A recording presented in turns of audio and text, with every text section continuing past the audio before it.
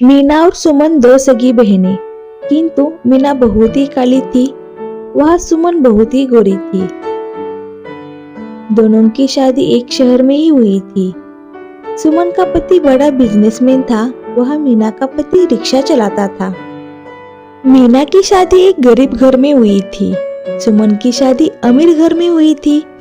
हाँ सुमन, बोलो कैसी हो तुम? हाँ मीना, मैं तो अच्छी हूँ, तू अपना बता। मेरा क्या, मेरा पति शहर का बड़ा बिजनेसमैन है।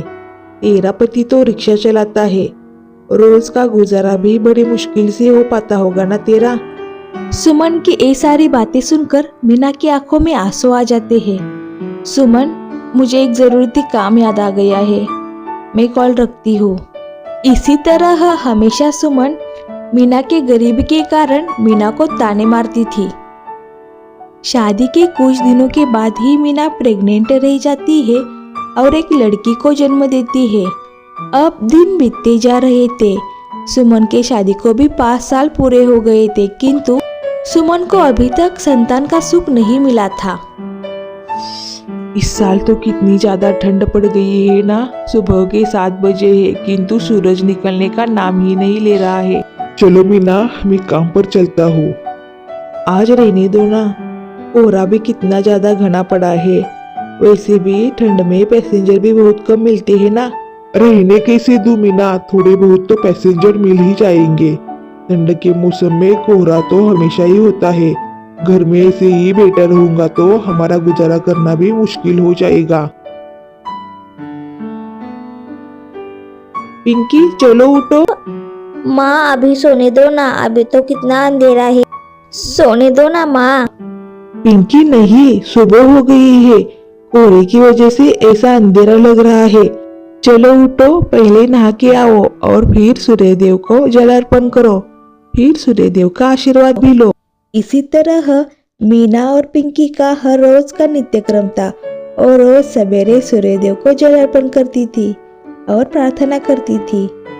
जनवरी का महीना चालू हो गया था, बहुत ही ठंड पड़ी थी। हेलो मीना, हमारे घर में एक छोटी सी पार्टी का आयोजन किया है, तुम भी आ जाना जरूर। नहीं सुमन, मैं नहीं आ सकूंगी। मम्मी चलो ना मौसी के घर, कितना बड़ा है ना मौसी का घर, मुझे जाना है मौसी के घर। तो ठीक है मीना, मैंने तो तुमको बुलाया है, तुम्हारी मर्जी, आना है तो आओ। क्या हुआ पिंकी बेटा, तुम क्यों रो रही हो? पापा मुझे मौसी के घर जाना है। देखो ना ये पिंकी भी कैसे जिद कर रही है। सुमन ने घर में पार्टी रखी है और उसका निमंत्रण हमें भी दिया है, किंतु मैं वहां नहीं जाना चाहती। उसे बचपन से ही ताने मारने की बहुत आदत है और उसी आदत के कारण मैं परेशान हूँ उसी से, इसलिए मैं वहां जाना नहीं चाहती, किंतु ये पिंकी मान ही नहीं रही है। मीना, पिंकी इतनी ही जिद कर रही हो तो तुम दोनों जाओ, मैं तुम्हें छोड़ के आता हूँ।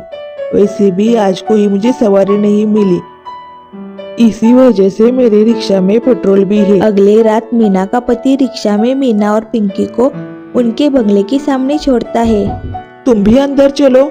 नहीं मीना, तुम दोनों जाओ, यहाँ पैसेंजर मिलते हैं क्या, मैं देखता हूँ।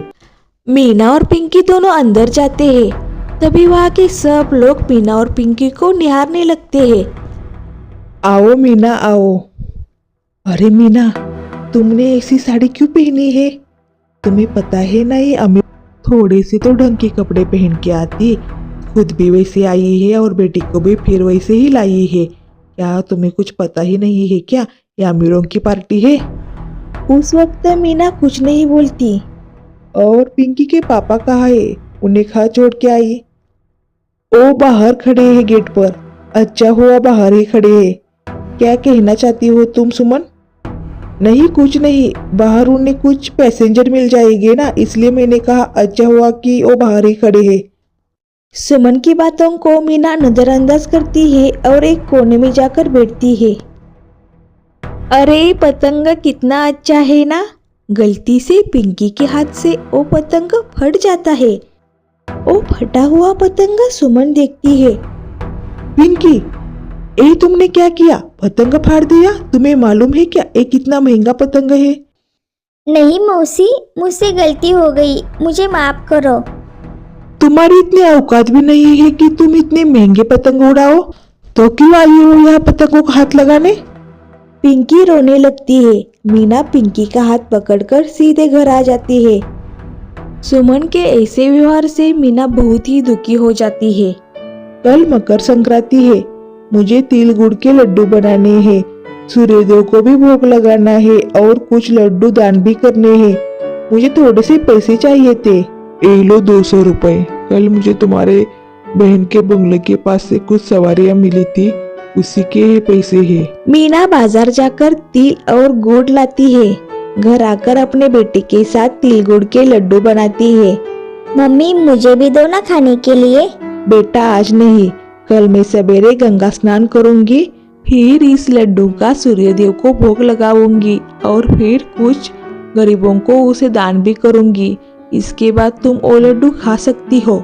मीना मकर संक्रांति के दिन ठंड में बड़े सवेरे उठती है और गंगा स्नान करती है। फिर सूर्यदेव को काले तिल गुड़ के लड्डू का भोग लगाती है और पूरे मनोभाव से सूर्यदेव को प्रार्थना भी करती है। फिर पानी के बाहर आकर उसे एक भिखारी दिखता है। वो उसे उस तिलगुड़ के लड्डू दान करती है। तभी वो भिखारी अपने असली रूप में आ जाता है।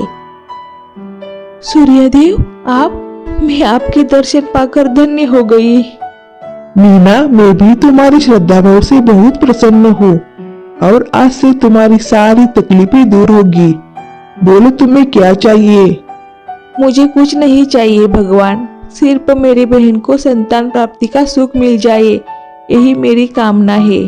तुम्हारी सभी मनोकामना पूर्ण होगी, तथास्तु। मीना घर आकर देखती है तो घर में सोने के भरे हंडे थे। मीना ये सब बातें अपने पति को बताती है। यहाँ सुमन भी प्रेग्नेंट रहती है। अब मीना सुमन से भी ज्यादा अमीर हो जाती है। सुमन को भी अपनी गलती का एहसास हो जाता है और वो अपने किए पर मीना से माफी भी मांगती है।